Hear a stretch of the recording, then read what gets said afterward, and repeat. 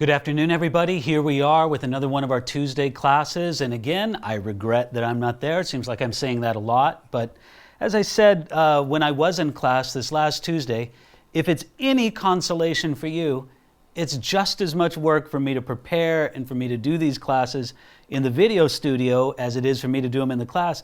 But it's not as much fun. Because for me, a big part of the benefit, a big part of the plus of this class is the interaction. I don't mind at all if you save up your questions, if you want to email me those questions to me, or if you want to save them up for the next time we're together. Next week, I'll certainly be in our class when we discuss the book of 1 Chronicles, and so you can prepare and have ready your questions for then, or email me them. Again, I miss the interactive aspect of this all, but again, it's just one of these matters that I can't be in two places at one time. So today, we're going through the book of 2 Kings. And again, it's an important book of the Old Testament, but in many ways a tragic book of the Old Testament, because really what it deals with is the captivity of both the northern kingdom of Israel, and then after that, the captivity of the southern kingdom of Judah. So let's make our way considering through this book in the pattern that we've done from the beginning, and really feel like we've got a handle on this book. Now, I trust that you've already done your reading, that you've read through the book of 2 Kings, that you've made a point to write a sentence or two, a summary of each chapter. And in your reading through the book, certainly you've noticed that it is a book filled with this tragedy of there being an occasional good king in the southern kingdom of Judah, but more often than not, the kings of the southern kingdom and all of the kings of the northern kingdom were wicked men. But let's go on and we'll consider this one by one in the pattern that we've become accustomed to. The book of 2 Kings is 25 chapters and 719 verses long. Again, it carries the name Kings because the first word of 1 Kings 1:1 is, "Now King David was," and after the Hebraic pattern of naming the books after the first word or first few words in the thing, that's where the book gains its title of Kings.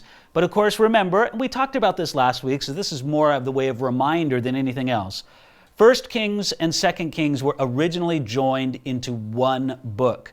At some point, they were divided into two. This was before even the Latin translations. When it came into Greek translation, it was divided into two books. We don't know exactly why, but we presume that perhaps it was so that it would fit on scrolls more easily. Hebrew language and text is much more compact, and I'm not talking about the size of the letters. I'm talking about the economy of speech. A Hebrew sentence will be typically shorter, conveying the same thing, than a Greek sentence. And so maybe because of the added length of the Greek translation, perhaps they divided it into 1 and 2 Kings simply to make it fit on the scrolls better.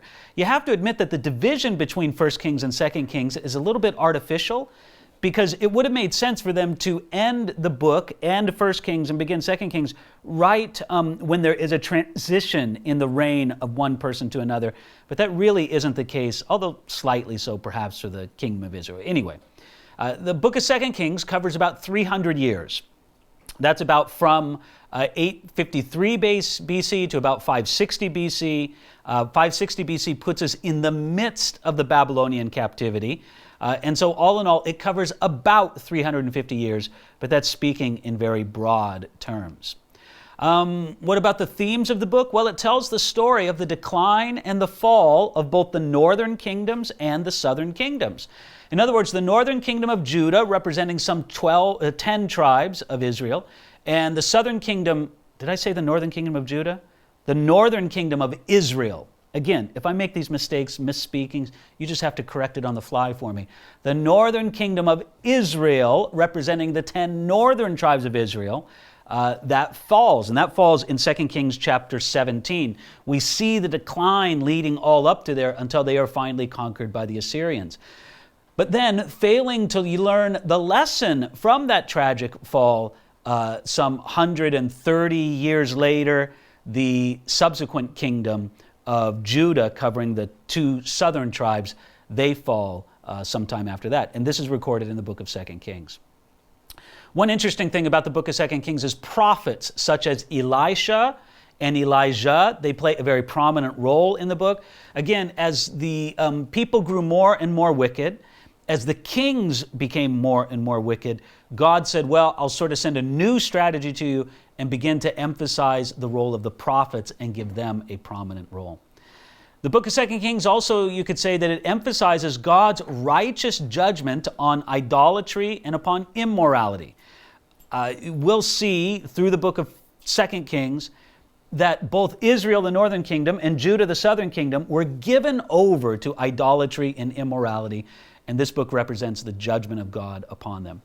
If you want to say that there's a key word in the book, I would say it's the word captivity. Again, first the captivity of the northern kingdom, then the captivity of the southern kingdom.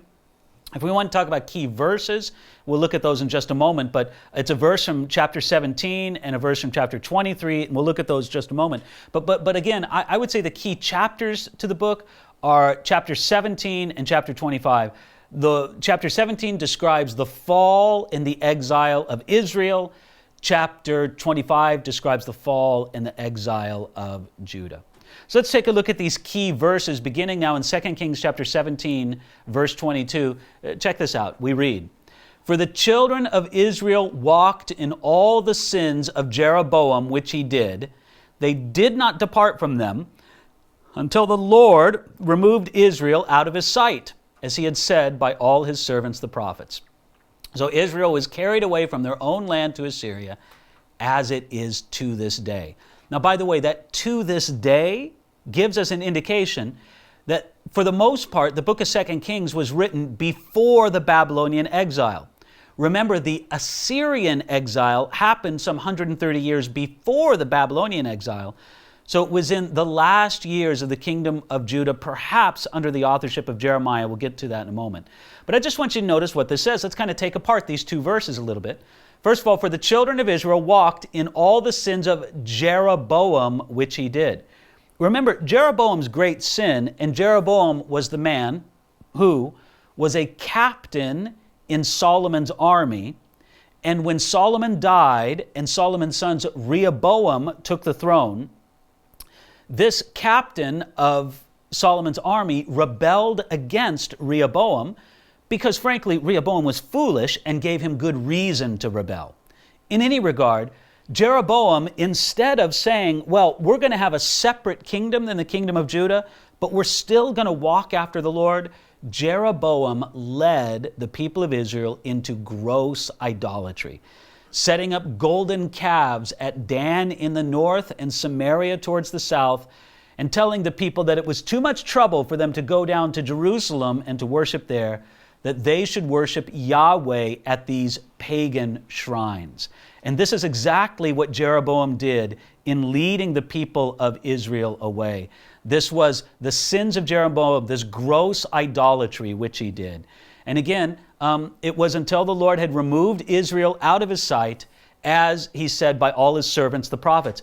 In other words, what the writer of Kings is trying to communicate to them is God warned them.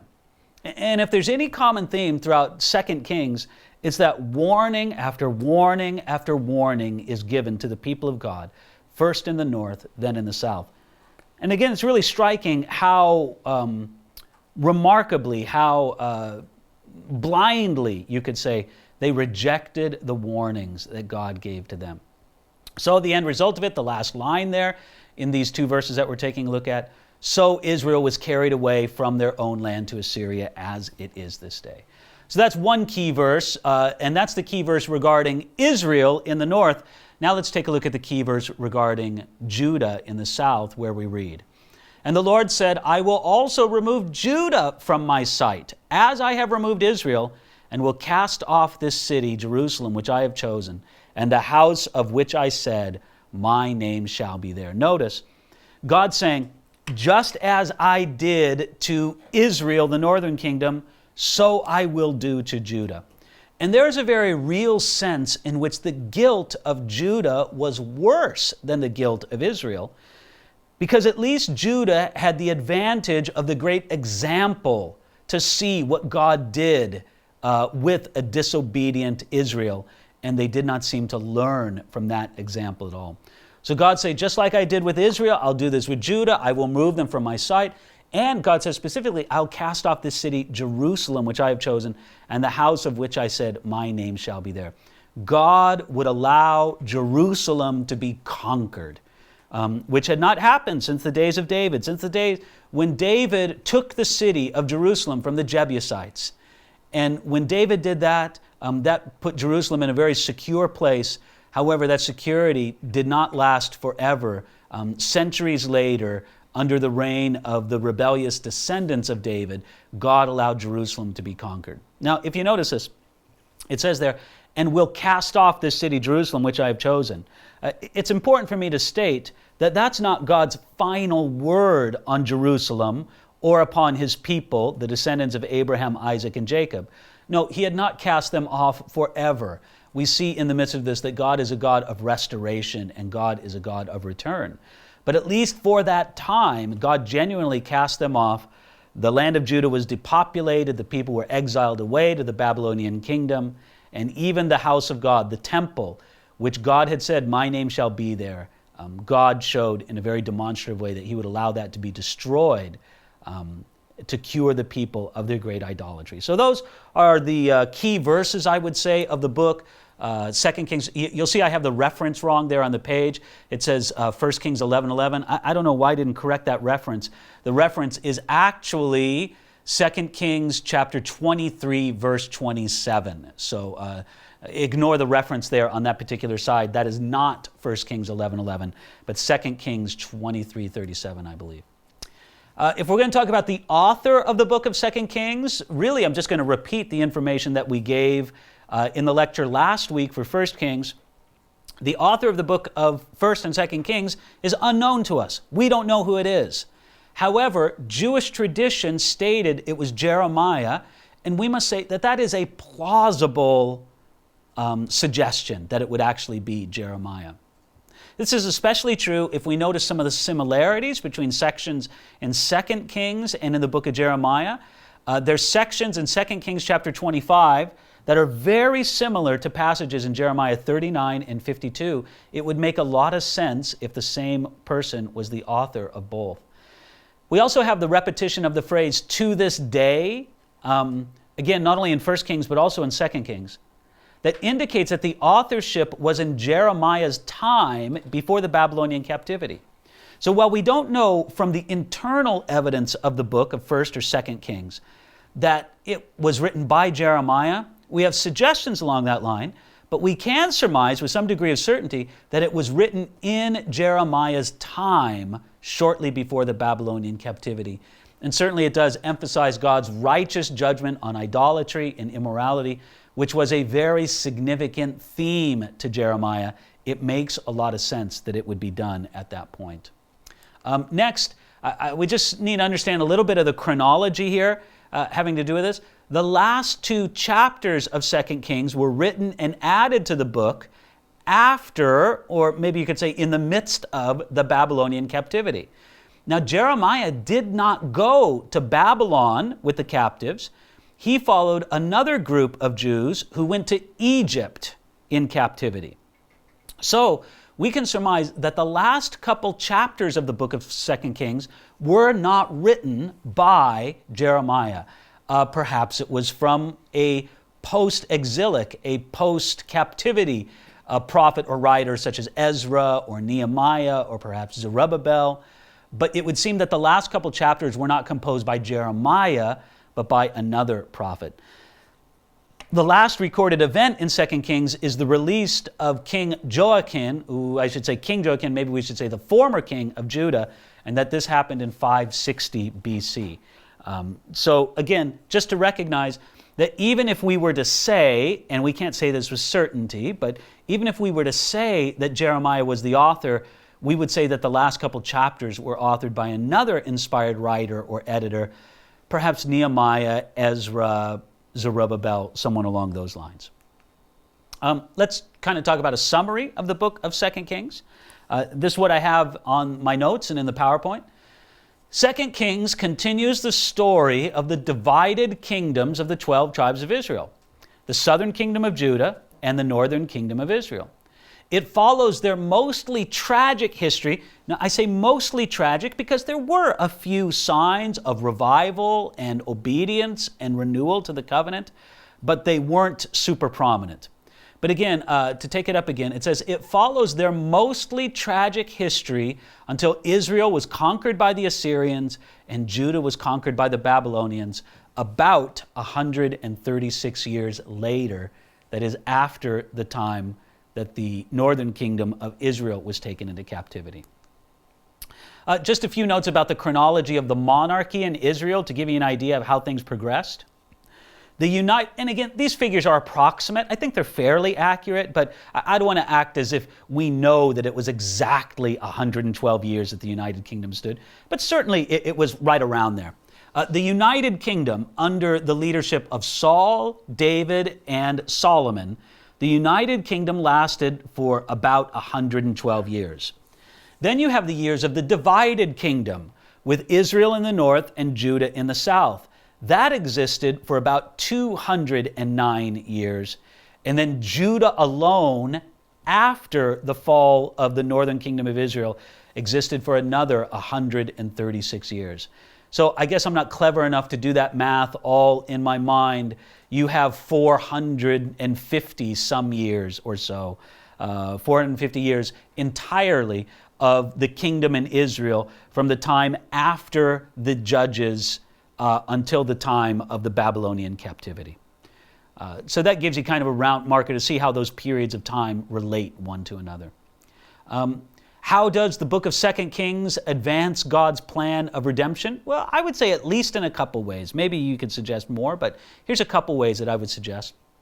First of all, it does it by preserving the line of King David, which will eventually result in the Messiah, and preserving it through the ungodliness of the subsequent kings over Judah. I think especially this is evident during the reign of Queen Athaliah. You know, most people forget that there was one queen to rule over the people of God, northern and southern kingdoms.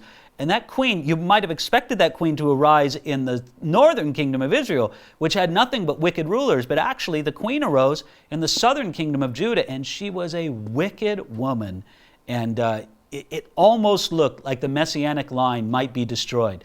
Queen Athaliah had every intention of destroying the messianic line. She tried the best she could, but God would not allow his promise to King David go unfulfilled, to build him a house, and from his royal line, to bring forth the Messiah.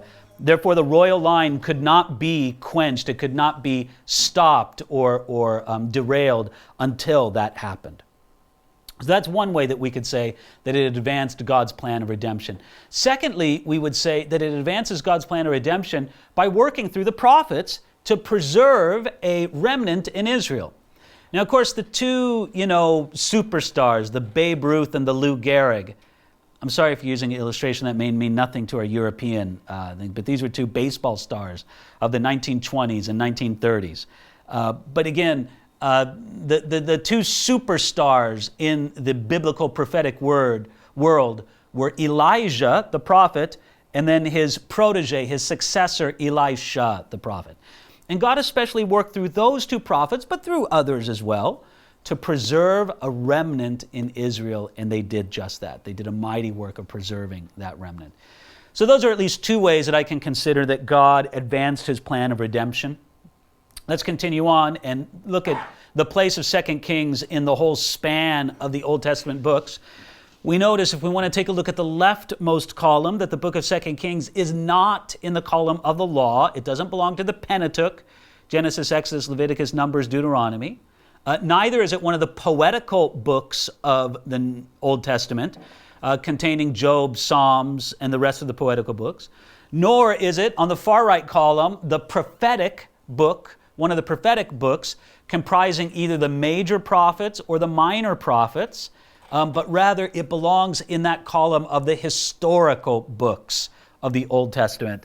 The book of 2 Kings lying in between the books of 1 Chronicles and 1 Kings, right there in the middle between those two. So these comprise the Old Testament books.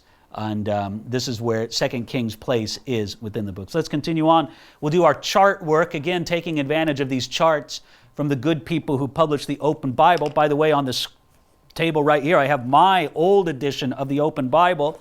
And man, it's just great. I love this old thing. I keep it on my desk here at the church. And here's the very chart that I copied from the book of the Introduction to the Open Bible. I had to type it in myself because I wanted to lay it out a certain way. But there you can see it up on the screen. And again, I put my copies of these charts from the Open Bible up on the website, and you can download them for yourselves. But first of all, if you look at the yellow highlighted area in the chart, we have two areas of focus in the book of 2 Kings. First, you have the area where it speaks of the divided kingdom. That's up through chapter 17. Chapter 1 through chapter 17 deals with the divided kingdom, both Israel and Judah. But then in chapter 17, the kingdom of Israel falls. And so what you have is the second focus of the book, the surviving kingdom, which goes from chapter 18 to the end of the book, chapter 25. So again, we have this very significant phenomenon where when 2 Kings begins, you have two rival kingdoms. Sometimes they were fairly cooperative with each other. Sometimes they were at war with each other. There wasn't a single good king among the kings of the northern kingdom of Israel. They were constantly in warfare and changing of the dynasties. The southern kingdom had a mixture of good kings and bad kings, and only one dynasty, the dynasty of David, continued on. Nevertheless, you have the divided kingdom taking up the first 17 chapters of 2 Kings, and then the surviving kingdom of the southern kingdom of Judah taking up the second half of the book, starting at chapter 18 and continuing on for the last 7 or 8 chapters up until the end of chapter 25. Next, on our chart, the highlighted area indicates the topic that's dealt with. First of all, as I just said before, I don't mind repeating myself a lot. Repetition is the mother of learning, and so I hope this will really get inside of you if I just keep repeating it. Israel and Judah are dealt with in the first 17 chapters, and then you're dealing with Ahaziah to Hoshea, these kings of Israel in those things, in those years. Israel had the kings Ahaziah to Hoshea. But then, secondly, in the second half of the book, you have only the kingdom of Judah that is concerned with, and there you've got the kings Hezekiah to Zedekiah during those particular years. Going on next to our highlighted portion, we have the reference and the division areas, where mostly the division in the first 8 chapters of the book, you have the ministry of Elijah under the kings of Ahaziah and Jehoram. Then starting in chapter 9, continuing on through chapter 16, you have the reigns of the 10 kings of Israel and 8 kings of Judah. Then in the last section there, chapter 17, you have the fall of Israel. Then picking up in the second half there, you have chapter 18 through chapter 21, the reigns of Hezekiah and 2 evil kings. Then chapter 22 through 24, you have the reigns of Josiah and 4 evil kings. And then basically from chapter 25 on, you have the fall of Judah. I do kind of want you to notice the way it's structured there in the second half. You have Hezekiah, 2 evil kings, Josiah, and 4 evil kings. The emphasis there is that the evil kings, even of the kingdom of Judah, outnumbered the godly kings. And that's just the phenomenon of how it was. So next we have our idea of our timeline. The period of the divided kingdom in the book of 2 Kings lasted 131 years. Now you know from our previous slide, the entire period of the divided kingdom lasted more than 200 years, but some of that took place in 1 Kings, the second half of the book of 1 Kings. So now when we come to the book of 2 Kings, we have a balance of 131 years of the divided kingdom, and then the surviving kingdom, we're covering about 155 years there from chapter 18 on. Now, you may remember me saying that Judah fell to the Babylonians 136 years after Israel and Samaria fell to the Assyrians. You say, why do we see 155 years here when I said it was 136 years? Well, again, let me remind you that the record of 2 Kings extends on into the period of captivity. So you have the fall of Jerusalem, the conquering of the southern kingdom of Judah, and then you have some events that happened in captivity up to the release of King Joachim, who who was deposed, carried away as a captive to Babylon, but then released. And we'll talk about that as we talk about the events through the book. Give you a little idea of the timeline here. You can see the part, first of all, indicated. I've got two timelines for you in this slide presentation. First of all, I've got the timeline represented by the book of 1 Kings. Again, this is what we took about last week. You see there from the chart on the screen that the period of 1 Kings begins with the United Kingdom. That's the indicated part in the red to the left. But then it transitioned into the divided kingdom in the middle of the book of 1 Kings, covering that time period. So keep that time period in mind, and then let's transition over now to 2 Kings, where we see that it continues two timelines, one in the north, one in the south. And of course, the timeline in the south extends further than the timeline in the north, because the northern tribes were conquered earlier in the timeline than the southern tribes were. So that's our timeline for 1 Kings on the last slide, and then now 2 Kings in this particular slide. Next up, we have the location where all this happened. Well, again, this happened in broad terms that we'll see in a map in just a moment over the kingdoms of Israel and Judah, or Judea.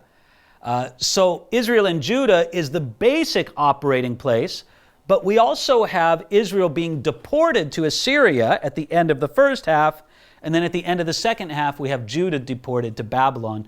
We'll give you a few more slides on that, but just to give you a general idea of the geography starting off, again, remember the left map indicates for us Solomon's kingdom. Solomon's kingdom. If you look on that map, and one of the reasons why I like this map is because it indicates for us with the red outline the modern day boundaries of the nation of Israel and how it correlates to Solomon's kingdom and then the days of the divided kingdom. But you see on the left, Solomon's kingdom. Now, it's important to note out, again, and I don't mind being repetitive because it helps us, I think. Solomon's influence extended far beyond the boundaries officially of his kingdom. And the book of 1 Kings is very clear about that. It tells us that Solomon's influence extended all the way up to the Euphrates River. And so his influence was far beyond the actual national boundaries of the kingdom of Israel, united under Solomon. But after Solomon's death, under his son Rehoboam, there was a split between the two. And you'll notice just above Jerusalem, and I'm talking about the map on the right, just above Jerusalem, you'll see a horizontal, line with a little peak in it. That's sort of the dividing line between the northern kingdom of Israel and the southern kingdom of Judah. So you notice that the divided kingdom and then Solomon's kingdom. This is another depiction of it. I can't tell you for sure which one is more historically accurate, but again, you get the general outline of the two. One thing you do notice is that the kingdom of Israel to the north was larger geographically than the kingdom of Judah to the south. But you can notice that. You also notice that Israel in the north extended on both sides of the Jordan River, with the half tribe of Manasseh, Gad, and Reuben there on the east side of the Jordan, and the other tribes of Israel there on the west side of the Jordan River. Whereas Judah did not extend past that Dead Sea area. Their boundary was pretty much the Jordan River. Continuing on, we see another map here. I want you to understand something about the Assyrian Empire. On this particular map, you see on the left side the indication of Judah, that small little green patch, and Israel, that yellowish patch right there. Well, notice the broad sweep of the Assyrian Empire above it. And the first thing that I just want you to appreciate in this is how small Israel and Judah were compared to these mighty empires of the Assyrians, of the Babylonians, of the Persians, of the Egyptians. this is one thing that we sometimes forget because, look, thankfully so, we are very biblical centric. We take a look at the Bible, we let it define our worldview, and somehow we inflate the size or the importance of Israel and Judah in a geopolitical sense in their day and age. Now, you and I believe, and I think we have every reason to believe because it's true, that God's real plan of redemption centered upon what he was doing with Israel and Judah in those days. In some ways, you could say that that was the focus of the world, but not as far as the world itself was concerned. These were small, out-of-the-way countries. And so, out of the way, yes and no. I'll kind of deal with that in a little bit with the subsequent slide. But I just want you to get an idea of the relatively small size of Israel and Judah as it compared to the entire Assyrian Empire. They formed just one small corner of the Assyrian Empire. One other thing I want you to notice here in this particular map, I want you to notice the location of Nineveh.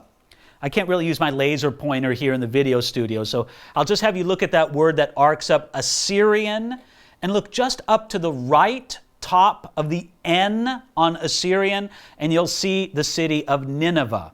This, of course, was the capital city, or one of the major capitals of the Assyrian Empire, and it was also the place where Jonah, the prophet, did his ministry. So I just want you to notice what a long distance it was from Nineveh to the land of Israel and Judah. So that's one map that we take a look at. Let's take a look at the subsequent map. And I kind of like this one. This one is more relevant to Judah and the rise of the Babylonian Empire, because in the 136 years that separated the fall of Israel from the fall of Judah, a new world power came to dominance, replacing the Assyrian Empire, and that was the new Babylonian Empire. And you can see there on the map that's on the screen the approximate boundaries of the new Babylonian Empire there in green. What I want you to notice most specifically is how the new Babylonian Empire butts up right up against the kingdom of Egypt. And the reason why that's important was because there was a lot of fighting between the Babylonian Empire and the kingdom of Egypt in those days. And look at what lies towards the intersection, towards the meeting area of the Babylonian Empire and the kingdom of Egypt. Jerusalem is not far from there.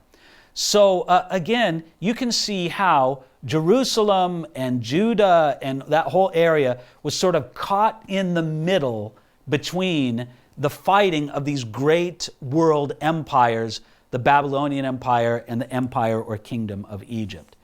So that kind of gives you an idea of the geography when it comes to that. Here's another way of expressing it, just sort of the same kind of map, but just a little different take on it. There's the Neo-Babylonian Empire, expressed sort of a brown on the screen, and then off to the left of that, maybe I should say to the west of that, you have the intersection with the Egyptian empire or kingdom. I do just want you to know, very close to the place where those two empires meet was Judah and Jerusalem. So it's not so much that the Babylonians were all that concerned about Jerusalem and Judah themselves, but that piece of ground was very strategic for them because it was part of the entree point into or against the Egyptian empire. This is a chart that we took a look at last week if we want to talk a little bit about the northern kingdom and the dynasties relevant to the northern kingdom. This was the chart that we looked at that goes all the way through the book of 1 Kings, the dynasty of Jeroboam, the dynasty of Baasha, the dynasty of Zimri, and then the dynasty of Omri. We see those lasting not a terribly long time, each one of those particular dynasties, because there was so much instability and turmoil in the northern kingdom of Israel. But again, this chart that I'm showing you right now is relevant to the book of 1 Kings. Now we're going to take a look at the dynasties that are relevant to the book of 2 Kings. It starts with the dynasty of Jehu that replaced the dynasty of Omri. And the last king of that dynasty was the king Jehoram. Ahaziah.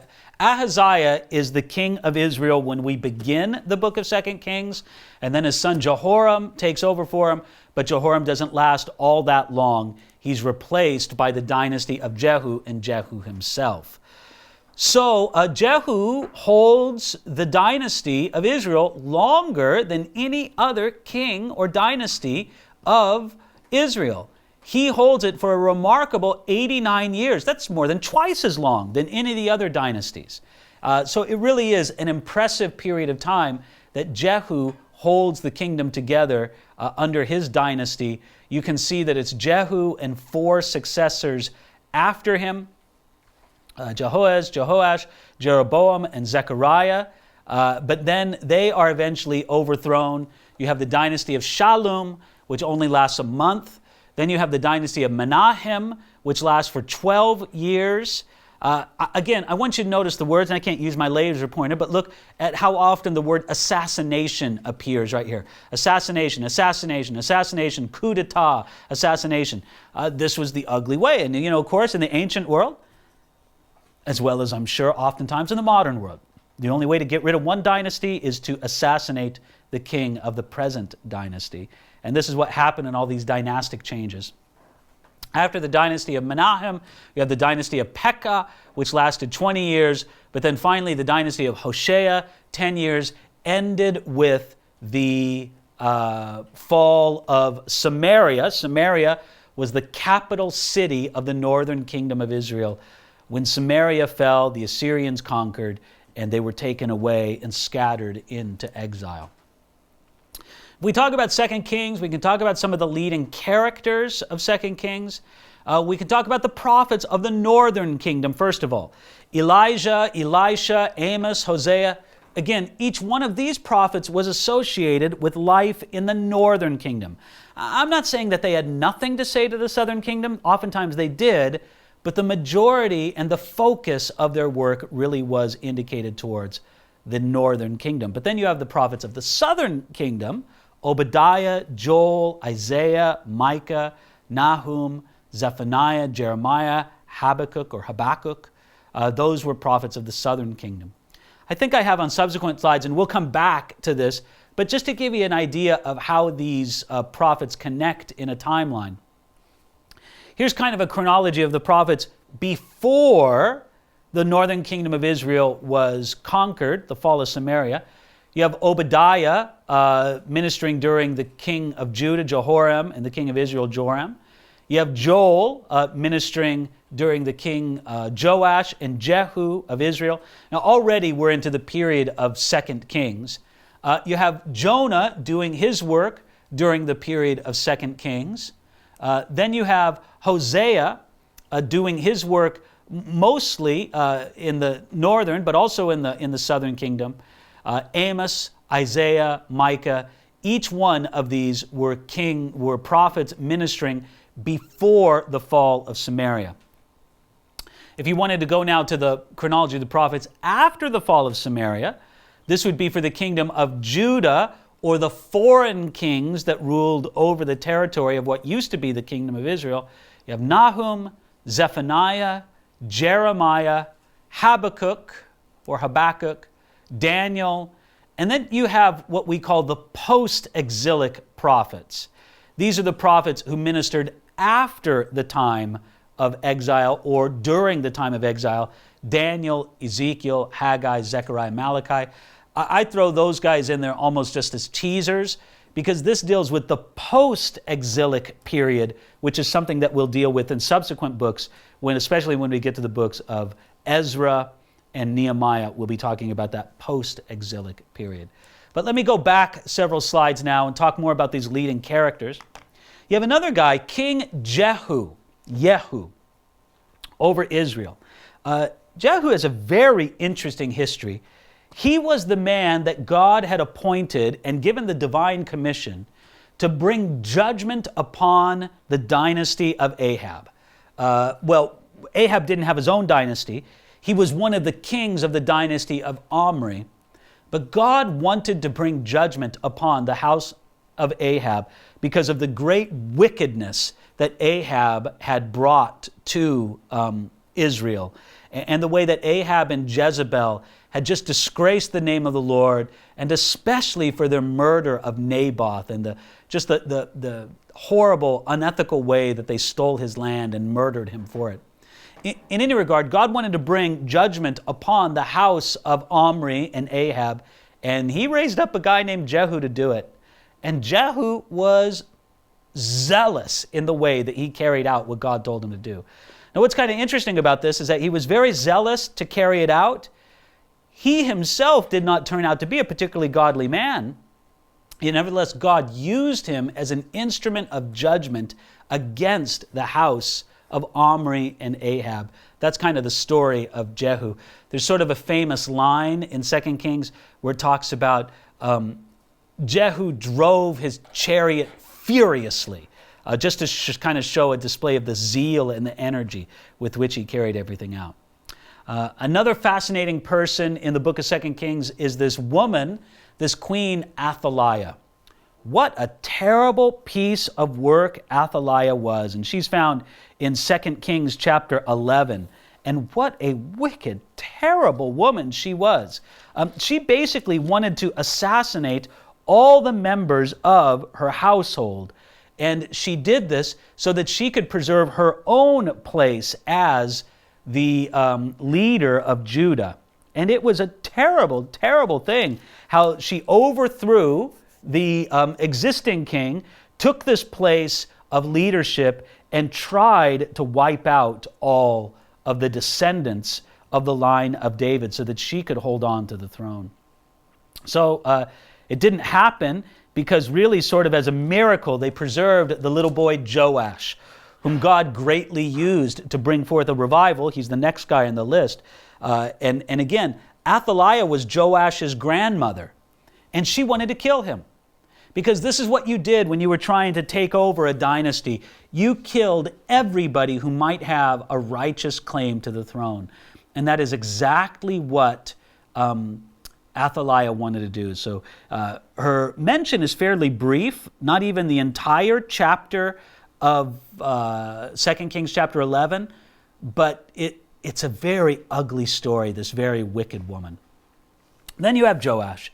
Joash, who came to the throne as a young man and was really used of God to bring a measure of revival.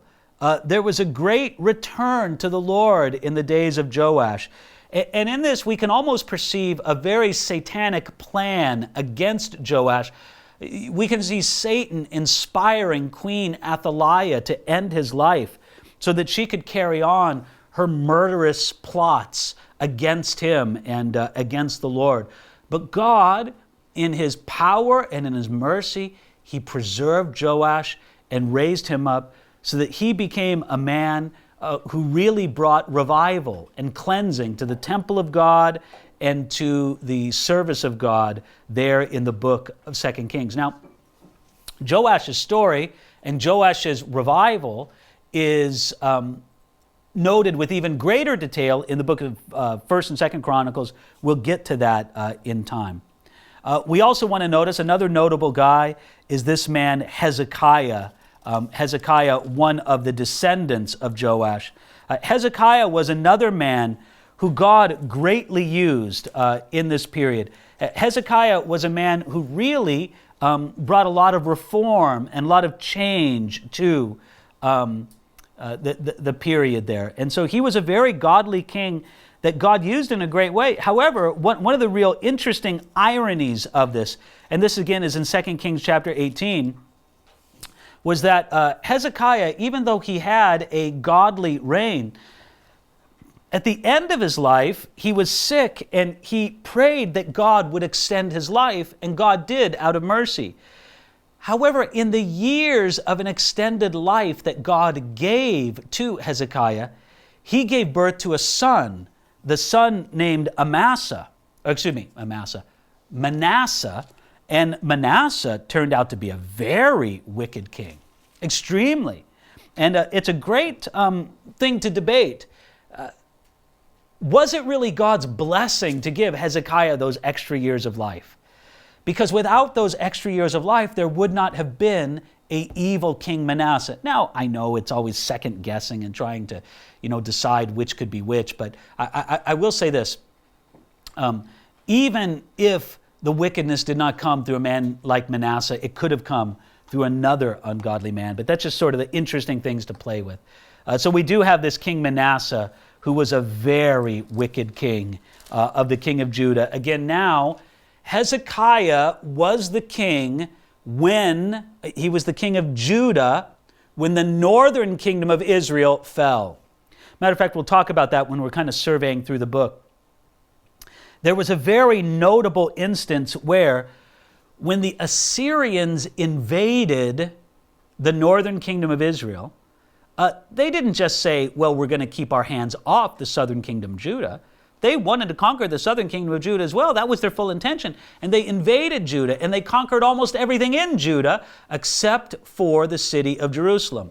And they amassed a huge army around Jerusalem, but God miraculously preserved the city of Jerusalem and sent the Assyrians away. We'll talk about that in a little bit, but that was during the reign of Hezekiah. Unfortunately, his son Manasseh was a very wicked man. And then we have the king Josiah, who was really a remarkably godly man, sort of a revival happening in the days of Josiah. But that was short-lived, at least in its after effects. It was lived during the days of Josiah. But once Josiah passed from the scene, there's a quick succession of several evil kings over Judah, ending in their captivity and their conquering by the Babylonians. One of these last kings was a man named Jehoiakim. And Jehoiakim tried to strengthen himself against the Babylonians by getting an alliance with the Egyptians, which perhaps in a geopolitical strategy made sense, but not in a spiritual strategy. That's not what God wanted done. So what I think is really fascinating about this is that Jehoiakim rebelled against the Babylonians, which you might think was a good thing to do, but actually through the prophets Jeremiah and Ezekiel, God was telling the people of Judah, look, this is going to happen, just submit to it. Make the best of it that you can. I'm going to do my work and just submit to the Babylonians because I'm using them as an instrument of judgment. Jehoiakim didn't do that, and he was taken away captive by the kings of Babylon, but then later he was released, and his release was actually the last thing that is contained in the book of 2 Kings. And it's really a sign of mercy. I mean, you just think, if God could move upon the Babylonians to be so kind as to release King Jehoiakim, then maybe God's mercy would extend to Israel once again, and of course it did in the eventual release from captivity. Let's go on. We already took a look at these charts, the chronology of the prophets. Now let's sort of walk through the important events of the book of 2 Kings. First of all, in 2 Kings, in the first chapter, we have the reign of Ahaziah, who was the son of Ahab in Israel. But then in 2 Kings chapter 2, we have Elijah taken to heaven and his work continued by the prophet Elisha, his successor. If you remember, that's a very dramatic chapter, and we talked about it some Sundays ago. Again, if you're watching this sometime later, you won't connect it to this event in our church life here at Calvary Chapel, Santa Barbara, but some months prior to my time of recording this, we did a study through the life of Elijah, and one of the things we looked at was when Elijah was taken up to heaven, there was a chariot of fire and horses of fire separating himself and Elisha, and Elijah was taken up to heaven. But Elisha was given the work to continue on the work of the prophet Elijah, and that's exactly what he did. Also in 2 Kings chapter 3, we have the reign of Jehoram, the son of Ahaziah. So here you have just sort of this link of this succession of kings in the northern kingdom of Israel. Ahab, Ahaziah, Jehoram, there in the succession. But you also have in 2 Kings chapter 4 through chapter 8, you have the ministry of Elijah. And it's worth it for us to spend a little bit of time talking about the ministry of Elijah and maybe about some of the miracles that God wrought in his ministry. First of all, we have in Elisha's ministry the miracle of the increase of the widow's oil, which is interesting because it's similar to a miracle that God did through Elijah when he sent him up to the Canaanite woman, or actually to the Phoenician woman. Then you have the raising of the Shunammite son, which again is very similar to a miracle that Elijah, his predecessor, did. Then we have in 2 Kings chapter 4, the curing of the deadly stew. That's a great story. Why don't I just read that? 2 Kings chapter 4, beginning at verse 28, where we read, excuse me, I've got it. Oh, yeah, it is correct on the screen. Verse 38. And Elisha returned to Gilgal, and there was a famine in the land. Now the sons of the prophets were sitting before him, and he said to his servants, "Put on the large pot and boil stew for the sons of the prophets." So one went out in the field to gather herbs and found a wild vine and gathered it from a lapful of wild gourds and came and sliced them into the pot of stew, though they did not know what they were. You can almost stop at the end of verse 39 and know this may end very badly. When you start putting vegetables or roots or gourds from the wild that you don't know what they are, it might end badly for the meal. Verse 40, now when they served it to the men to eat, now it happened, as they were eating the stew, that they cried out and said, "O man of God, there is death in the pot." And they could not eat it. So he said, "Bring some flour." And he put it in the pot and said, "Serve it to the people that they may eat." And there was nothing harmful in the pot. Now, there are some people who say, well, this was just an example of Elisha, knowing some home remedy that the flour would cure. I don't know, maybe yes, maybe no, I don't really know.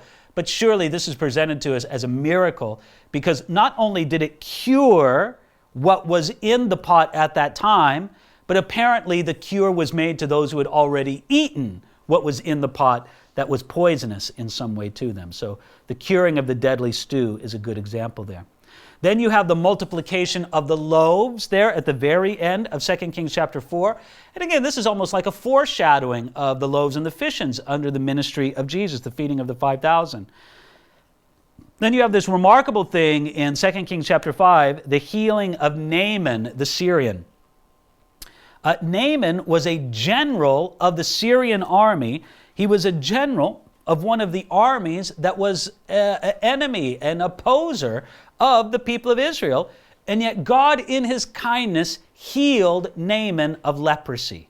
And it was really a remarkable demonstration of God's goodness, of God's kindness. We find how this whole instance started was that Naaman had a servant girl who was basically captured or kidnapped from the people of Israel, but she knew something of Yahweh, the covenant God of Israel. And when Naaman, who was a great man in Syria, he was a very successful general and very prominent in the land. When Naaman came to this place of utter despair because he was stricken with leprosy, this little Israelite servant girl in his house who believed in Yahweh, the covenant God of Israel, she said to Naaman, listen, maybe your gods can't do anything, but there's a prophet in Israel and a God in Israel who can do such great miracles. So Naaman went to the prophet Elisha and asked to be healed. And Elisha basically told him, I got nothing to do for you, you know that. And Naaman offered to pay him a lot of money. And Elisha said, I have nothing to do for you. And then finally, because of his persistence, this is what Elisha told Naaman to do. He said, go to the Jordan River and dunk yourself 7 times in the water. Which was sort of an offensive thing to do because Naaman properly recognized that the Jordan River was pretty gunky. It's not a great river as far as rivers go. I mean, look, it's okay, but it's just not that great of a river. And he goes, I got better rivers back in Syria that I can dunk myself in. But persuaded by his own servant who gave him the great logic, he said, listen, if the prophet Elisha would have given you something really difficult to do, you would have done it. If he would have told you, and the servant didn't say this, but by analogy you could say, if he would have told you to climb to the top of Mount Hermon on your knees and you'll be healed of your leprosy, you would have done it. But he didn't ask you. He told you to do something very simple, so why not do it? And so Naaman did do it, and he was healed. Now, of course, there's the very interesting story of Naaman came back to the prophet Elisha to thank him for his healing because he was remarkably, really wonderfully healed. He came back to Elisha to thank him for this. And when he came back to Elisha to thank him for it, he wanted to give Elisha some money, but Elisha wouldn't take it. But Elisha's servant took it on the sly, and the leprosy that had been on Naaman, as a judgment of God, it came upon Elisha's servant. So again, a great story of the healing of Naaman the Syrian. You also have the recovery of the floating axe head. That's in chapter 6, verses 1 through 7. Why don't I read this just again, because it's just one of these wonderful little miracles that's characteristic of the life and the ministry of Elisha. And the sons of the prophet said to Elisha, "See now, the place where we dwell with is too small for us. Please let us go to the Jordan, and let every man take a beam from there, and let us make there a place where we can dwell." And he said, "Go." Then one of the servants said, "Please consent to go with your servants." He said, "I will go." And he went with them. And when they came to the Jordan, they cut down trees. But as one was cutting down a tree, the iron axe head fell into the water, and he cried out, and he said, "Alas, master, for it was borrowed." And the man of God said, "Where did it fall?" And he showed him the place. So he cut off a stick and threw it in there, and he made the iron float. And he said, "Pick it up for yourself." And he reached out his hand and took it. Now again, these are one of these miracles that sort of drive the commentators crazy. Not because they disbelieve it, but they try to figure out a naturalistic way that it could have happened. That there could have been some pre-scientific science going on, and there was something in the stick that Elisha threw in the water, or something about it, that made the iron float up to the surface. Look, I don't know about any of that. I just think it was a wonderful miracle. And I think one of the wonderful things about this miracle is that it's another example of the partnership between the divine and the human. Now, listen, the same God that made the iron float come to the top of the water, could not that same God simply elevated the iron out of the water and put it in the hand of the man who lost it? But that's not how it happened. He brought it to a place where the man could go into the water and grab it, and invited him to do it. And here what we find is just another one of these examples where the supernatural does not exclude the effort of man, it invites the effort of man. God could have constructed it in a way that absolutely excluded the effort of the man who lost the axe head, but he did not. He had to go down in the water and grab it. So again, just one of these wonderful miracles. Then you have Elisha and his knowledge of the Syrian plans. That's in the remainder of chapter 6, where the Syrians are coming to attack. Apparently this is after Naaman, I would suppose. It would seem weird if Naaman, the one who was healed of leprosy, came and continued to attack Israel, but I really don't know. But afterward, when the Syrians attempted to attack the northern kingdom of Israel, God gave Elisha supernatural knowledge of the Syrian plans. And that's a miracle in Elijah's ministry. And then finally, you also have this idea of when the Syrians found out that Elisha was getting, God was helping him essentially by divine knowledge to spy on the Syrians. The Syrians were very angry at this, and they came to capture Elijah, and God would not allow it. He surrounded Elisha with an invisible army of angels and allowed no harm to come to Elijah.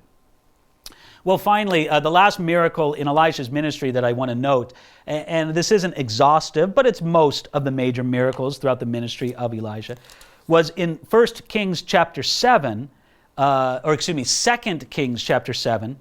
We have the city of Samaria surrounded by the Syrians. And they have laid siege to the city, and they intend to conquer it. And a siege was a terrible thing in ancient warfare. It was essentially the enemy army surrounding your city and waiting for you to all die or surrender because of disease or death or thirst or whatever. It was sort of a race to see if the city could stand against all those things before the army on the outside got tired of laying the siege, or whether they could be starved out or whatever. But it was a terrible time. So much so that within the city of Samaria, which had been laid siege to by the Syrians, they were even had resorted to cannibalism. That's how bad it was within the city. Well, in the midst of that, God sort of rebuked the king of Israel for not trusting in him, and he sent the prophet Elisha to announce that within just a day there would be an abundance of food within the city of Samaria. Well, some of the king's officials didn't believe it. Some of the king's officials were so rejecting that they said, listen, even if God were to open up windows in heaven and pour out this abundance, could it really happen? And Elijah said, because you've doubted this word of God, it's going to happen, but you will not benefit from it at all. Well, you have this amazing story in 2 Kings chapter 7, where you have these lepers from the city of Samaria who, look, if anybody had bad conditions under the famine imposed by the siege, it was these lepers. And they figured, we're going to die. If we're going to die, we may as well surrender ourselves to the camp there in Samaria. So they decided to do this. They go out to the camp of the Syrians who were laying siege to the city of Samaria. And when they go into the camp, they find that it's utterly deserted. God had sent a noise, something fearsome, a spirit of fear upon the Syrian soldiers, and they fled from their camp thinking that they were going to be under attack themselves. So these lepers walk into the camp, and there's all this food, there's all this supply, there's everything for them everywhere, and they enjoy it, and they eat, and they feast, but then they start to feel guilty. They start to feel guilty because they recognize that they are enjoying this glorious provision, but they have to tell the people in the city about it. So they do, because of the wealth of food and supplies for all the army there in the camp, there's instantly a massive food supply for the city of Samaria. And the government official that doubted, he was trampled in the rush of people to go out and get the food that had come by this thing. But anyway, the supernatural prediction and announcement of this was surely another miracle from the hand of Elisha in the book of 2 Kings. Next, going on in important events, chapters 8 and 9, we have the reigns of Jehoram and Ahaziah in Judah. Then in chapter 10, we have the reign of Jehu in Israel. And again, I told you, Jehu was this zealous, energetic king who brought an end to the dynasty of Omri and Ahab and was used as God's instrument of judgment against the house of Ahab. Then in 2 Kings chapter 11, you have the reign of the very wicked Queen Athaliah there in Judah and Jerusalem. In chapters 11 and 12, you have the rescue and the reign of King Joash, and how Joash was one of these reforming kings who did better. You know, many of these good kings of Judah, they had their weak points and they had their failings, but certainly they were better than the kings of Israel, and they did find a way to contribute to the cause of godliness.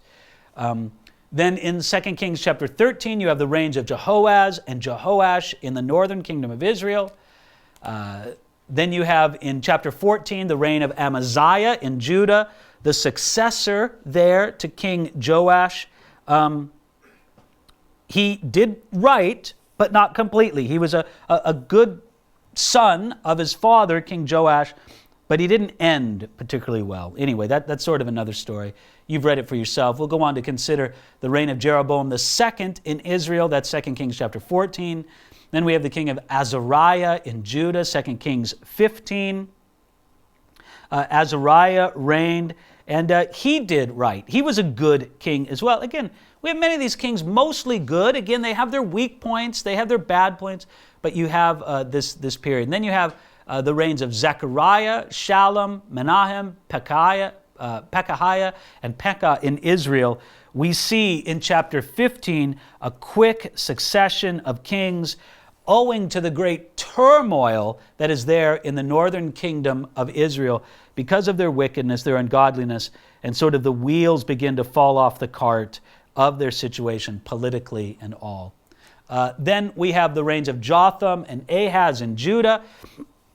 Are you getting kind of the feel? Of course, you got this when you read through the book of 2 Kings. But you see how it kind of ping-pongs back and forth from a king of Judah to a king of Israel, to a couple kings of Judah to a couple kings of Israel. It kind of goes back and forth that way. Then you have the reign of Hoshea and Israel. That's in 2 Kings 17. And then finally, you have the captivity of Israel under the Assyrians in 2 Kings chapter 17. Now, maybe I should read this. Let me just start reading from 2 Kings chapter 17, beginning at verse 1. In the 12th year of Ahaz, king of Judah, Hoshea the son of Elah became king of Israel in Samaria, and he reigned 9 years. Again, this is 2 Kings 17.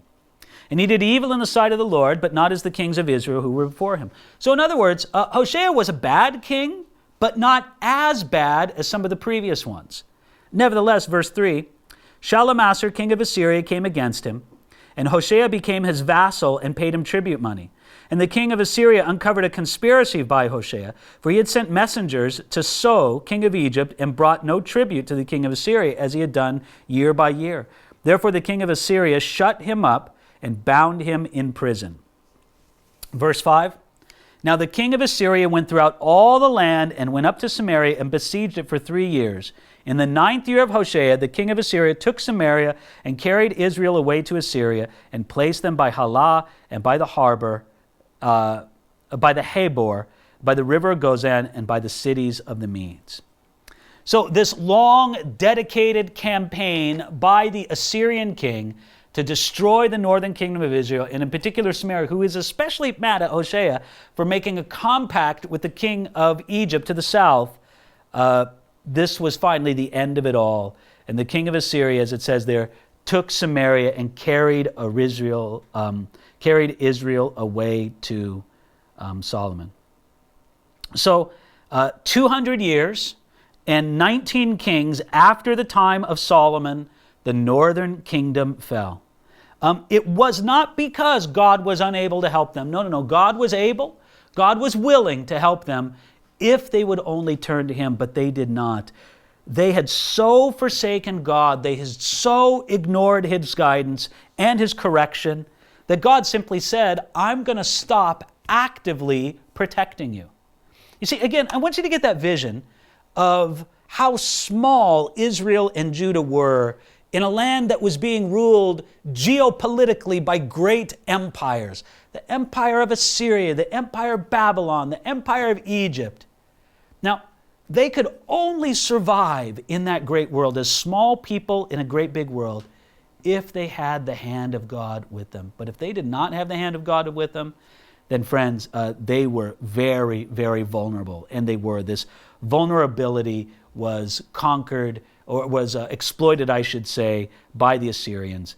And it says there that they carried Israel away to Assyria. That was the typical custom of the Assyrians in that day. When they conquered an area, they would depopulate it and they would exile a conquered community. They took these captives away on journeys of hundreds of miles.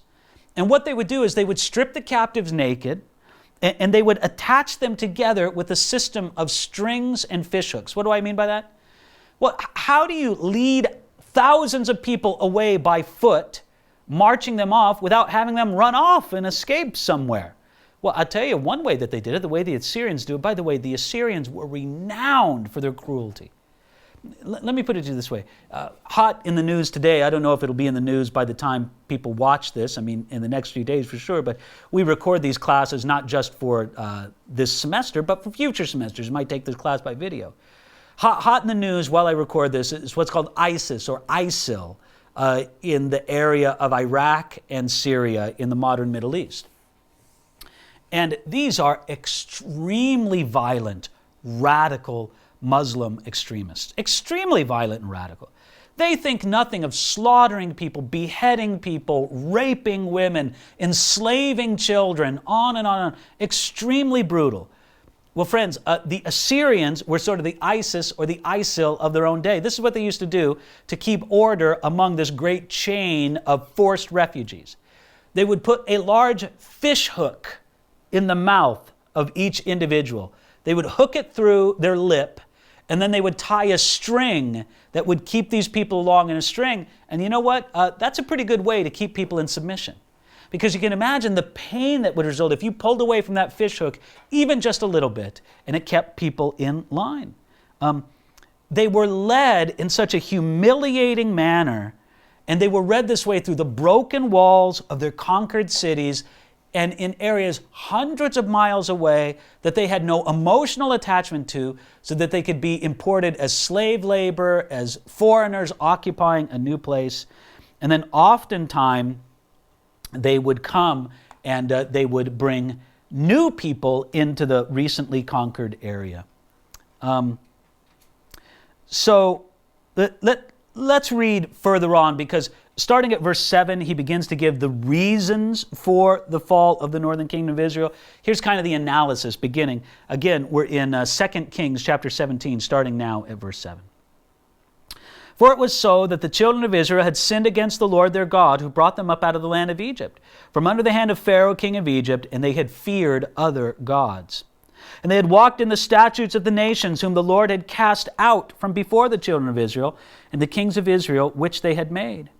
And the children of Israel secretly did evil against the Lord their God, things that were not right. And they built for themselves high places in all their cities, from watchtower to fortified city. They set up for themselves sacred pillars and wooden images on every high hill and under every green tree. They burned incense in all the high places, like the nations whom the Lord had carried away before them. And they did wicked things to provoke the Lord to anger, for they served idols, of which the Lord had said to them, "You shall not do this thing." Yet the Lord testified against Israel and against Judah by all his prophets, every seer, saying, "Turn from your evil ways and keep my commandments and statutes, according to all the law which I commanded your fathers, which I sent to them, according to the laws which I command your fathers, which I sent to you by my servants the prophets." Nevertheless, they would not hear, but stiffened their necks like the necks of their fathers, who did not believe in the Lord their God. And they rejected his statutes and his covenant that he had made with their fathers, and his testimonies which he had testified against them. They followed idols, became idolaters, and went after the nations who were all around them, concerning whom the Lord had charged them that they should not do like them. Anyway, chapter 17 goes on to describe more of the reasons why, but you get the feeling. I mean, look, it's important to emphasize that this was not a defeat for the God of Israel. The God of Israel was more than able to preserve and to protect and to rescue his people. No, that was not the problem at all. No, the problem was that the people did not turn to the Lord God of Israel. They did not receive his prophetic voice. They did not respond to his correction, and that's why they were conquered. Let's take a look again, just to get an idea. Here's a map of the Assyrian Empire and the exile. The black line represents the Assyrians coming to conquer Israel. The red line represents the Assyrians going back, taking the captives with them, depopulating Israel and taking them away. Now, I do need to say something about this. This is where some people get the idea of the 10 lost tribes of Israel, because there was no formal return from the Assyrian exile, the same way that there was a formal return from the Babylonian exile. And so some people think that these lost tribes of Israel, that they were lost, that they just sort of dispersed around. Well, there's a few things I need to say to that, and I'll come back to this when we get to the books of the Chronicles. But one thing that the books of the Chronicles tells us is that the godly people in the northern kingdom of Israel migrated south to Judah long before the kingdom of Israel fell.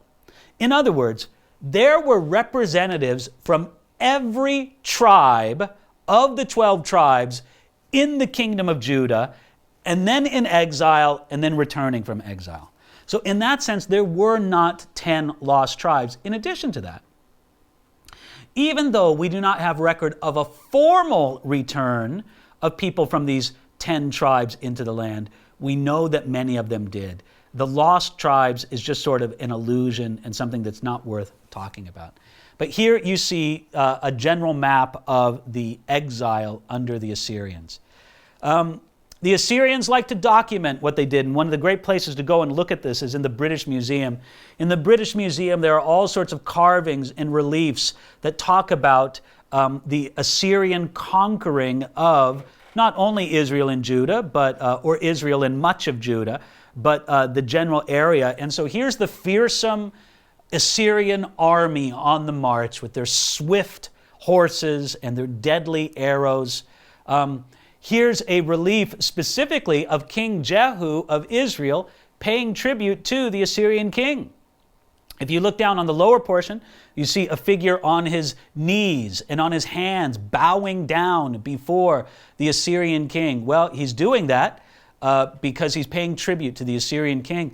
And that specifically is King Jehu of the Israelites. It's recorded there in the secular history.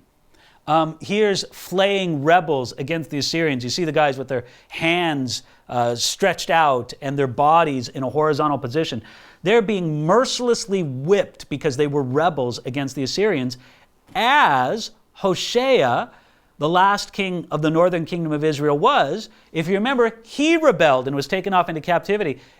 It's entirely likely that he received this kind of treatment. What, again, I just want to remind you of was that the Assyrians were renowned for their terrible, terrible brutality towards their conquered people. So here they are, leading a whole group of people off into exile. If you look up at the top of the picture, you see a whole set of feet, because what you have on the larger relief is just wave after wave of exiles. Thousands upon thousands of people in forced exile from their land. It's important to note that the Assyrians did not do this only to the Israelites. They did it to many peoples whom they conquered. If the Assyrians would have done the same to the people of Judah, if they would have conquered Judah in the same way, they would have done the same to the people of Judah as well. But it didn't happen. They tried to conquer the people of Judah, but God preserved them. Let's continue to go on here. When we come into 2 Kings chapter 18, we're done with the northern kingdom of Israel. They're gone. But what we have first is the reign of Hezekiah there in chapter 18. And you know, there was something really marvelous in the reign of Hezekiah. God preserved Jerusalem from the attack of the Assyrian army. Again, I just want you to have it in your mind. The Assyrian army comes in great force against the kingdom of Israel, and they conquer Samaria, and they depopulate the area, and they send all their people off into exile. Well, the Assyrian army, they like to be efficient. If we've come all this way, why don't we conquer Judah as well? They're just a small nation. We can conquer them. And they conquered all the outlying areas. The only thing left for them to conquer was the city of Jerusalem themselves. And they surrounded it as if they were going to make a siege. And they had this army. It looked like Jerusalem would be done for. Jerusalem would be conquered just the same way that Samaria and Israel was conquered. And that's exactly how it looked like it was going to turn out. But that's not how it happened. We have it here that God says that he would rescue them. Let me read to you from 2 Kings chapter 19. And there's a whole setup to this with the prophet Isaiah and King Hezekiah in this, but this is the bottom line of it. Verse 32 of 2 Kings chapter 19. Therefore, thus says the Lord concerning the king of Assyria, he shall not come into the city, that's Jerusalem, nor shoot an arrow there, nor come before it with a shield, nor build a siege mound against it. By the way that he came, by the same way he shall return, and he shall not come into this city, says the Lord, for I will defend this city to save it for my own sake and for my servant David's sake. Well, in a sense, this prophecy by Isaiah was preposterous. I mean, the army of the Assyrians was there. They were just getting ready to lay siege to the city of Jerusalem. But here Isaiah is saying they're not even going to fire an arrow against the city of Jerusalem, and God will protect the city. And it seemed like a preposterous prophecy to make. But notice how it was fulfilled, starting now at verse 35 of 2 Kings chapter 20. And it came to pass on a certain night that the angel of the Lord went out and killed in the camp of the Assyrians 185,000. And when the people arose early in the morning, there were the corpses all dead. So Sennacherib, king of Assyria, departed and went away and returned home and remained at Nineveh. Now it came to pass that he was worshiping in the temple of Nisroch his god, that his own sons, Adramelech and Sharezer, struck him down with the sword, and they escaped into the land of Arat. Then Esarhaddon his son reigned in his place. Wow! it looks like not only will Jerusalem be conquered, but that they will have to endure a long and horrible siege. And then what happens? Before the Assyrians can even build or begin to organize the siege, in one night, the angel of the Lord comes, and what does the text say? 185,000 Assyrian soldiers dead. And they just left. This was a remarkable, you could even say a turning point in ancient history. Because friends, the smart money said that they would be conquered, yet God preserved them, and the kingdom of Judah existed as its own kingdom for another 136 years after this point. The attempt by the Assyrians to conquer them was utterly turned back.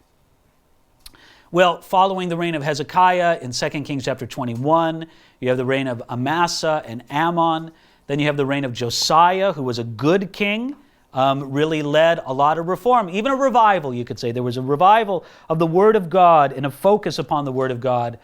Then you have, in quick succession, the reigns of Jehoahaz, Jehoiakim, Jehoiachin, and Zedekiah. And then finally you have the complete fall of the southern kingdom of Judah.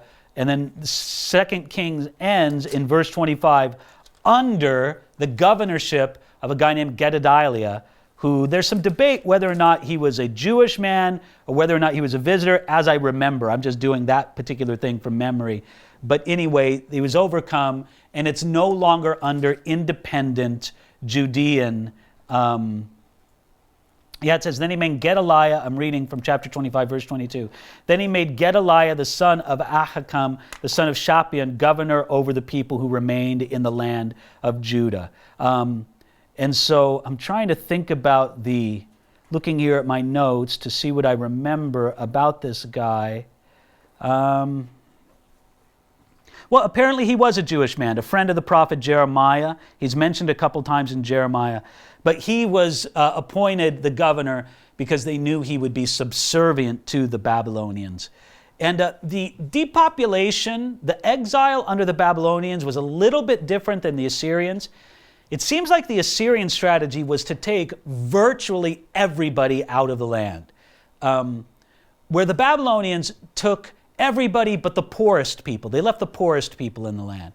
And so there was somewhat of a population left behind in the southern kingdom of Judah, not in the same way that there was in the northern kingdom of Israel. But you know what? You think about it at the end of 2 Kings chapter 25. What a catastrophe it was when Jerusalem was conquered. Let me read it to you. Chapter 25, verse 1. Now it came to pass in the 9th year of his reign, on the 10th month of the 10th day of the month, that Nebuchadnezzar, king of Babylon, and all his army came against Jerusalem and encamped against it. And they built a siege wall against it all around. So this city was besieged until the 11th year of King Zedekiah. By the 9th day of the 4th month, the famine had become so severe that there was no food for the people of the land. Then the city wall was broken through, and all the men of war fled at night through the gate between the two walls, which is by the king's garden, even though the Chaldeans were still encamped all around against the city. And the king went by the way of the plain, but the armies of the Chaldeans pursued the king. They overtook him in the plain of Jericho. All his army was scattered from him. So they took the king up to the king of Babylon at Riblah. Please notice this. And they pronounced judgment on him. Then they killed the sons of Zedekiah before his eyes and put out the eyes of Zedekiah, bound him with bronze fetters, and took him to Babylon. Look, the Babylonians didn't have quite the same reputation for cruelty and ferociousness that the Assyrians did, but almost. And do you see what they did to King Zedekiah, the last king of Judah? They took him, they captured him, brought him before the king. And then what they did was they slaughtered his sons right before his eyes, and then they gouged out his eyes, so that the last thing on this earth that he saw with his physical eyes was the tortured death of his sons. But they didn't kill King Zedekiah. They took him back to Babylon. You just go, whoa, what a terrible, terrible thing. It was a catastrophe. One of the things that was a catastrophe in all this was the way that the great temple of Solomon was destroyed. They destroyed it. So much so that it has to be rebuilt in the days of Ezra and Nehemiah when they return. So again, just this unbelievable catastrophe for the people of God.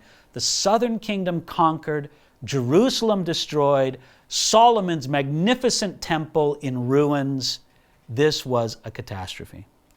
To talk a little bit about the exile here of Babylon, here you have the Babylonian Empire sort of indicated in brown on your map, and the red line indicates approximately how they went by exile back. Now, you might say, why didn't they just go directly sort of to the east to Babylon? Well, because there's a lot of mountains there, and they were escaping a lot of mountains by going the way that they did, first north and then east, especially along the way of the Euphrates.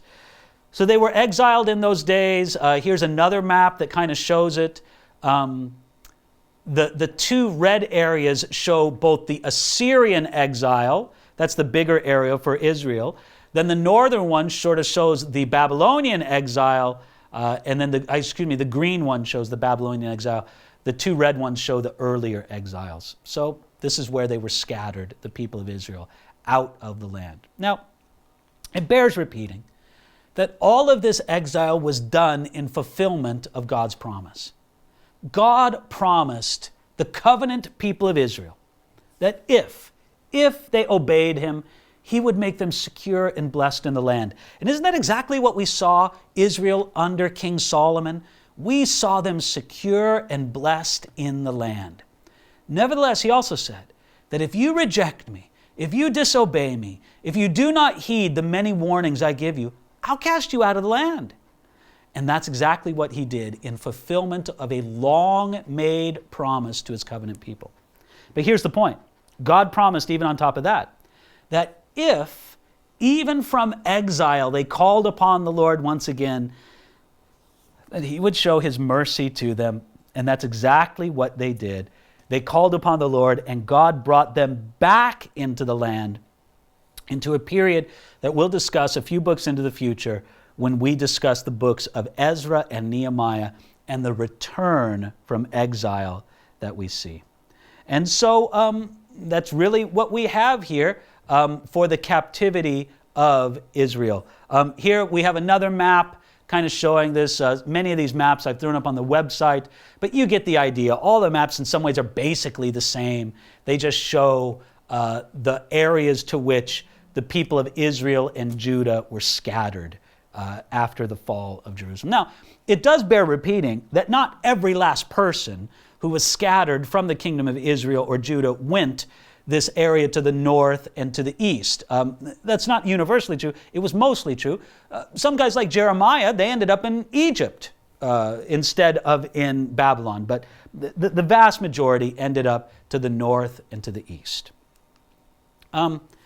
Let me just say one thing before we talk about Jesus in the book of 2 Kings. Maybe I'll go back a few slides and talk about this at the very end of 2 Kings 25. There's one event that I should just speak upon. Notice this. The end of the book of 2 Kings is so dark, is so, I don't know what you call it, just depressing, that it would be easy to despair. Therefore, God gives some hope at the very end of 2 Kings. What do I mean by that? Well, look at the 2 Kings chapter 25, verse 27 is where I'm going to begin to read. Now it came to pass in the 37th year of the captivity of Jehoiakim, king of Judah, in the 12th month, on the 27th day of the month, that Evil-Merodach, king of Babylon, in the year that he began to reign, released Jehoiakim, king of Judah, from prison. He spoke kindly to him and gave him a more prominent seat than those kings who were with him in Babylon. So Jehoiakim changed from his prison garments, and he ate bread regularly before the king all the days of his life. And as for his provisions, there was a regular ration given to him by the king, a portion for each day, all the days of his life. Now you got to say, this is pretty small consolation. What's the consolation given at the very end of the book of 2 Kings? That the king of Judah, who had been in captivity for decades there in the land of Babylon, now he's released from prison. He still lives in Babylon, and he's given a better supply of food. You got to say that's not much to be encouraged about, but at least it's a little bit to be encouraged about. And you just have this feeling that at the very end of the book, God had to show some kindness, some blessing being showed to his people, even in Babylon. Judah was still depopulated. The people of God were still exiled. And the king of Judah was still a prisoner in Babylon. Yet there was even a small note of grace, a small evidence of the blessing of turning back to God. And so it makes sure to record even that. And so that's something to look at there at the very end of the book of 2 Kings. Continuing on, let's go to the place where we're taking a look at Jesus in the book of 2 Kings. First of all, we have it manifested Jesus as being the ultimate king, the greatest king. Look, there's some good kings in the book of 2 Kings, no doubt. None of them in the kingdom of Israel. Some of the kings of Judah were good kings. But let's face it, all of this talk about a king and the good kings and the bad kings makes us think that there is an ultimate king, the greatest king, and that's Jesus the Messiah. But also when we take a look at the prominent role of the prophets there in the book of 2 Kings, we also see that Jesus is being the faithful, greatest prophet, speaking to his people and bringing God the definitive revelation of himself. This is found in Jesus. We think of that passage in Hebrews chapter 1, where it says simply this.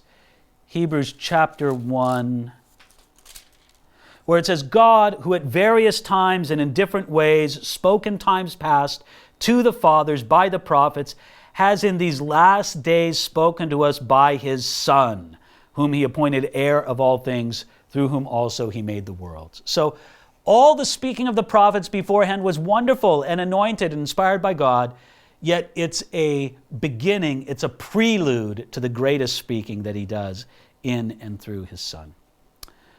Continuing on, what if 2 Kings was not in the Bible? Well, I think it would bring up the very worthy and logical question. Can the people of God rebel against him forever without consequence? And 2 Kings gives the answer, first with the northern kingdom of Israel and second with the southern king of Judah. No way. They cannot rebel against him forever without consequence. There will be consequences to pay. Secondly, it answers the question, what does God do when his work through kings seems to fail? You see, it seemed as if the kings of Israel, for certain, and Judah, oftentimes, the kings became unresponsive to the work and the word of the Lord. So what did God do? God raised up another way to speak through his word and to raise up a remnant, and that was through the work of the prophets. And so we see this, don't we? We see that God doing his work through prophets, through another agency, when it seems, at least to human observation, when people forsake one aspect that he works. And then thirdly, I think we can answer the question, because 2 Kings is in the Bible, will God forsake his covenant people? And the answer to that is no way.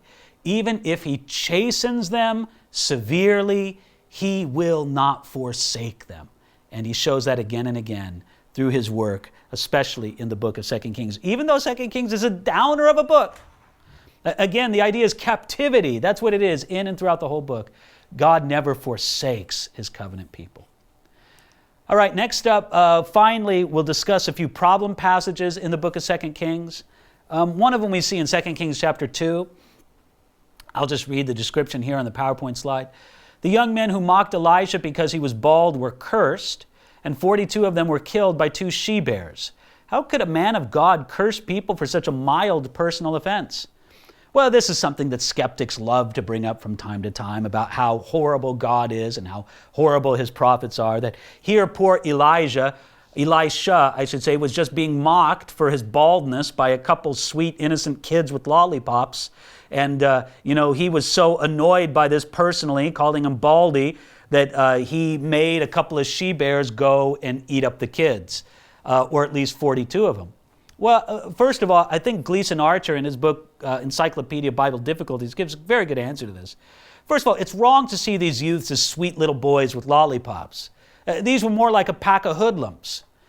This was a large number of youths going around in something that today would be more reminiscent of a street gang than anything else that we might know in the modern context. And so, this was not an innocent group of kids. Secondly, we certainly don't see in the biblical text that we find there in 2 Kings chapter 2 that Elisha actually prayed for them to be killed. He prayed a curse upon them, but he didn't specify what that curse would be. I mean, for all we know, Elisha had in mind that these kids would be afflicted by psoriasis or something like that. We just don't know. He prayed for them to be cursed, but he didn't pray specifically for their death. But then thirdly, we would just say this: God sent the bears and not Elijah. In other words, this was God's business. And if God decided that those youths were such a danger to the peace and the security of the kingdom of Israel that they should be killed, we got to admit that that's a heavy, even a depressing judgment. It's something that makes us go, whoa, that's really severe. But again, that's within the purview of God. You know, in many of these things, wherever we're troubled by the judgments of God, we just have to come back to a principle that says God has the right to judge sin. And sometimes we'll understand it, and sometimes we won't. But God has the right to judge both sin and sinners. And even though this is sort of a remarkable example of it, it is still within the rights of God to do it. Another question: how could God commission Jehu to destroy the house of Ahab and then later condemn him for the bloodshed? That's in Hosea chapter 1, verse 4. Well, if you take a look at Hosea, and if you take a look at the conduct of Jehu, you'll see that God condemned Jehu and Hosea not for what he did, not for what Jehu did, but for his motive in doing it. And it's entirely possible for somebody to be commissioned by God to do something that to human observation looks good, or to do something by human observation that looks bad.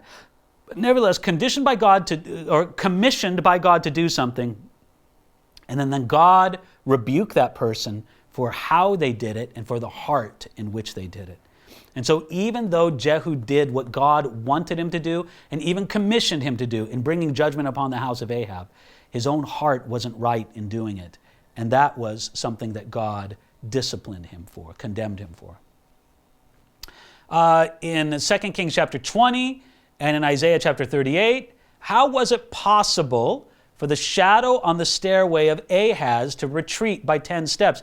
Here's a remarkable miracle where God gives a sign to King Ahaz about his work and to confirm it to him. And he says that the shadow would retreat on the steps, 10 steps, where the shadow, according to the normal course of the sun, should only advance. And how would God do this? How would God make the seemingly, I'm not saying where it happened that way, but at least by human observation, it almost seemed like the sun went in reverse, or at least the shadow, which would be indicative of the sun, seemed to go in reverse. How could this happen? How would God do this? And friends, we just give the simple answer. It was a miracle. I mean, look, we just come back to Genesis 1:1. In the beginning, God created the heavens and the earth. If you believe that, then you believe that God could do, either in fact or in appearance, any kind of miracle that he chose to display his glory. And so we don't know, I mean, there's nothing in the text that would demand that God actually move the light of the sun in reverse. Maybe God just did some special effects, so to speak, to make the appearance of the shadow on the steps move back instead of forward. It was simply a miracle. I forget how many of these we have, so we'll go on. Okay, here's another one. What was the correct age for Jehoiakim when he came to the throne? Was it 8 or 18? Well, chapter 24, verse 8 of 2 Kings says that Jehoiakim was 18 years old and he became king. But the parallel passage in 2 Chronicles 36:9 says that he was 8 years old and he began to reign. Obviously, there's a textual error committed by the copyist in either 2 Kings or in 2 Chronicles. This type of error continues now and then because of the blurring of the surface or damage in the earlier manuscripts from which the copy is made. It seems like the best evidence would tell us that it's the figure in 2 Kings chapter 24, 18, which was accurate, not the one that says 8 years of age. And that's it for our slide presentation. And that's it for this particular lecture. Again, just to summarize, think about where we begin and where we end with the book of 2 Kings. We begin in the book of 2 Kings with the divided kingdom, Israel and Judah. We end the book of 2 Kings with no kingdom. Think about it. Beginning 1 Kings, there's a united monarchy, and then it splits into two by the end of the book of 1 Kings. At the beginning of the book of 2 Kings, you have a divided monarchy. At the end of 2 Kings, there's no monarchy. Both Israel and Judah are taken away into exile more than anything because of their idolatry and their immorality. Well, we'll talk about how God dealt with them in exile and how God brought them back from exile. But first, and it pleases me to say, I will actually be with you in the classroom next week to talk about this. We'll go through the book of 1 Chronicles, and we'll spend some time in subsequent weeks through the book of 1 Chronicles and 2 Chronicles, and take a look at another take of the history, basically, that we saw in 1 Samuel, 2 Samuel, 1 Kings, 2 Kings, through the eyes of the chronicler. So we'll take a look at that together.